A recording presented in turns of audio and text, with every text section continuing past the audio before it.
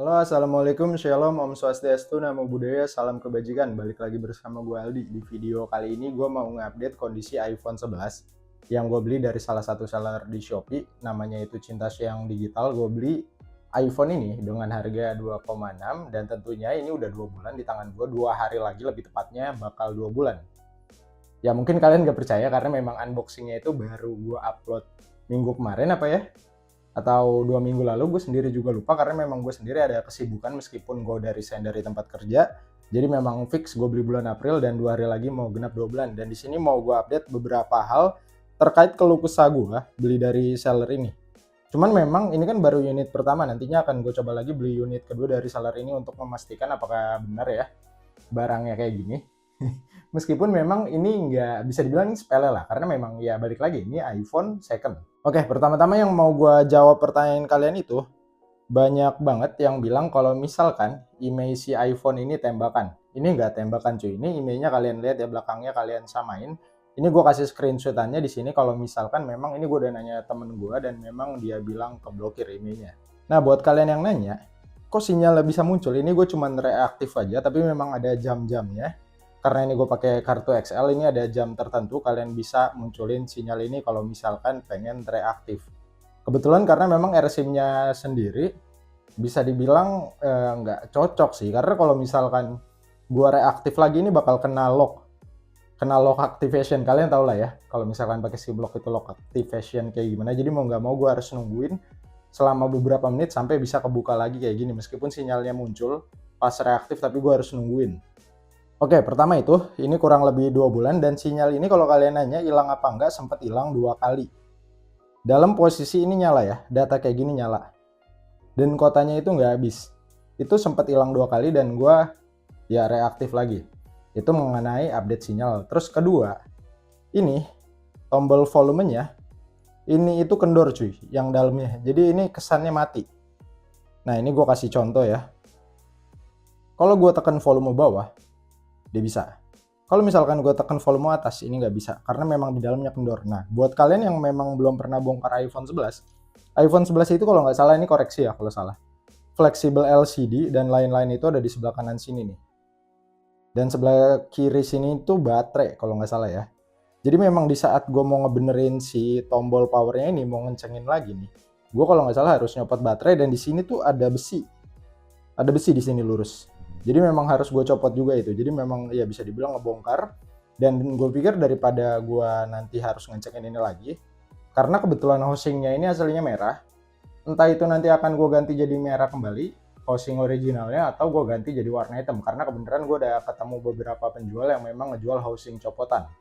Yaitu untuk update fisik. Dan update yang ketiga itu terkait LCD. Jadi buat kalian yang kemarin ngeliat di Instagram, LCD-nya itu ini bisa dibilang 1:1 kalau misalkan untuk ukuran layar. Nah, ini gue ada, ini ya kebenaran sampel, ini dari lelang unitnya dan memang ini juga original semua. Ini emailnya Kemenperin, dual SIM, bukan punya China, gue lupa punya China apa bukan ya. Tapi intinya ini dual SIM fisik dan ini masih bawaan full original. Ngomong-ngomong, kalian bisa lihat ini. Ya bisa dibilang 1:1 enggak juga sih, tapi memang kalau misalkan kalian yang memang belum pernah pakai iPhone 11 pasti akan mikir kalau misalkan si iPhone ini itu original untuk LCD, ini agak susah emang ngebedainnya. Yang paling ketara itu di bagian sisinya. Noh, kalian bisa lihat ya, bezelnya hampir mirip banget dan untuk kecerahannya sendiri ini sama. Beda tipis lah, tapi memang kalau misalkan kalian yang nggak ada contoh iPhone yang original itu nggak akan bisa untuk ngebedain ini itu aftermarket atau memang original. Nah, paling jelasnya itu kelihatan di sini. Di sini kalau kalian lihat tebel LCD di sisi pinggirnya itu, ini lebih tinggi ya. Jadi kalau kalian pakai case atau pakai hard case itu akan sama rata tinggi case-nya dengan tinggi LCD ini. Ini gue bisa nyebutin 4-5 merek yang ada di toko online. Tapi gue nggak bakal nyebut merek, gue kasih tahu aja penjualannya itu ribuan untuk LCD-nya. Ya kalian bisa cari aja lah ya, dan kalian lihat testimoninya. Di situ pada tinggi-tinggi banget untuk LCD ininya ya, meskipun bisa dibilang murah. Harganya itu dari 200.000 sampai 350.000. Nah ini paling kelihatan, dan yang lebih kelihatan lagi kayak gini. Nah, kelihatan nggak bocor? Ini kamera depannya itu karena LCD-nya lebih tinggi, ini tuh bocor ya. Jadi kayak nggak ngaruh sih untuk kamera depan, tetap normal. Karena memang ini bisa dibilang presisi, cuman memang jeleknya adalah ya di sini. Ini itu tuh bocor kayak gitu. Sedangkan kalau yang original punya, ini itu rapet. Nggak akan ada bocor kayak tadi tuh di kamera depan ini. Nah, ngomong-ngomong, ini gue mau ngasih tahu ke kalian kalau kamera depannya udah diganti, nanti lihat aja True Tools-nya. Dan di sini selama 2 bulan gue pakai untuk si iPhone ini, memang ini gue pakai, kalian bisa lihat sendiri tuh aplikasinya ada beberapa yang gue install dan memang ini sisanya cukup banyak, makanya gue bilang 64 GB itu worth it tergantung kebutuhan kalian. Ini punya gue masih sisa 21 GB tuh, gue udah install game. Nanti kalian lihat aja video reviewnya.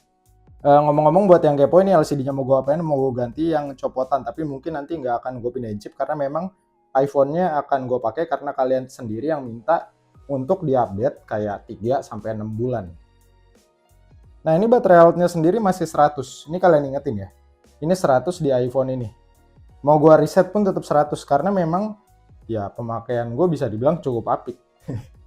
Serius, jadi gue ngecharger itu nggak lebih dari 80 dan nggak di bawah 30. Memang aturan utamanya kayak gitu, pokoknya nggak boleh lebih dari 85 lah, bukan 80, sorry. Nah, tadi kan baterai health dari itu ya, dari iPhone-nya. Nah, ini dari analisis iPhone-nya. Nah, ini bisa kalian lihat. Cycle count-nya masih 0, gue nggak ngerti kayak gimana, tapi memang bisa dibilang ini, ya gue nggak tahu juga sih akurat nggak akurat, karena memang kalian bisa lihat tuh. Di sini 95%, tapi cycle count-nya itu 0. Ini 95% ya. Dari si data analitik ya, pokoknya data analis lah ya.